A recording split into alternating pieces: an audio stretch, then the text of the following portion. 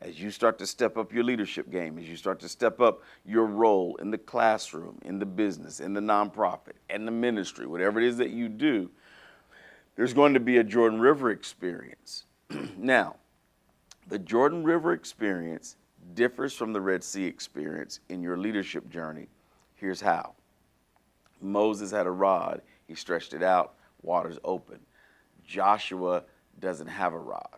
Because by the time you get to the point where you're ready to walk into promise, you're already stretching out your gifts. You wouldn't have even have gotten here unless you were operating in your gifts. Now the command is not to stretch out a rod. Now the command is to put your foot in the water. So this place that you're in, where you want to really start to operate in the promises of God, is going to require some risk on your part. Because in the earlier situations, the waters backed up for you and you walked across. But this time, the waters ain't moving until you take a chance. So I want to talk about calculated risk for a moment. And I want to say to you, this is not an encouragement to go out and get a $20,000 monthly lease for your business when you're only making $2,000 a month. No. It's not that.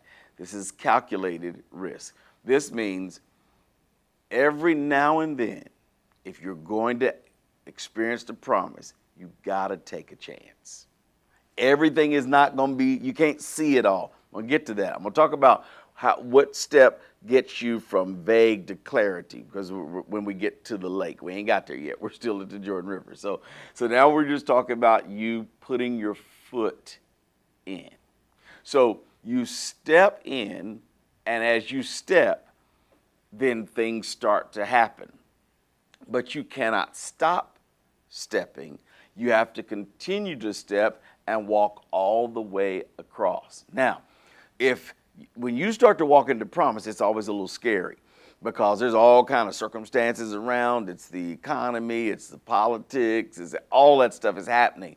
But what you got to do is keep your eyes ahead, looking at what the promise is. And so not only must you step in the water, but you got to keep your eye on vision. You got to keep your eye on purpose.